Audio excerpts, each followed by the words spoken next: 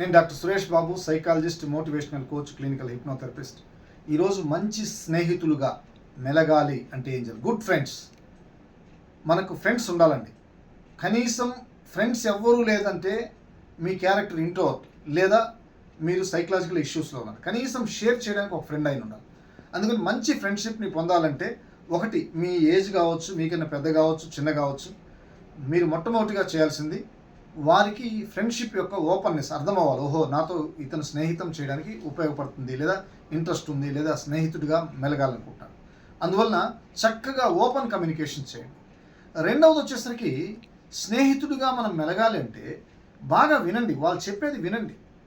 మూడవది వచ్చేసరికి అప్పుడప్పుడు అభినందన ప్రశంస చేయండి. అభినందన ప్రశంస ద్వారా ఫ్రెండ్షిప్ అనేది బాగా అటాచ్మెంట్ ఉంటుంది. తర్వాత నాలుగవది వచ్చేసరికి చేదోడు వాదోడుగా సపోర్ట్. అట్లని డబ్బులని కాదండి, వెంటనే డబ్బులు ఇచ్చి లేదా ఇంకోటి చేసి సార్ ఈ వీడియో చూసి టైప్ అయ్యాను సార్ మాత్రం చెప్పద్దు.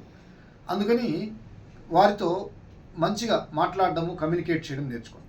తర్వాత వచ్చేసరికి స్వార్థంతో ఫ్రెండ్షిప్ ఉండకూడదండి. ఏదో ఇతనితో స్నేహితుడిగా ఉంటే లేదా ఇతనితో ఫ్రెండ్షిప్గా ఉంటే ఏదో అవుద్ది, ఇవన్నీ పక్కన తీసేయండి. ఇవన్నీ లేకుండా స్పష్టంగా ఒక వ్యక్తి నాకు సపోర్ట్గా ఉన్నాడు లేదా ఒక వ్యక్తి నాకు ఫ్రెండ్గా ఉన్నాడు. అలాగే వచ్చేసరికి మనం స్నేహితుడిగా ఉండాలంటే వెరీ వెరీ వెరీ ఇంపార్టెంట్ ఏంటంటే నమ్మాలి. ఈ నమ్మకం మ్యూచువల్గా ఉండాలి, వన్ వే కాదండి, మ్యూచువల్గా ఉండాలి. తర్వాత అతని యొక్క బిహేవియరు, పర్సనాలిటీ, బాడీ లాంగ్వేజ్ని అన్నీ గమనించి అతను నిజంగా మనకి ఇబ్బందికరమైన వ్యక్తి కాదు.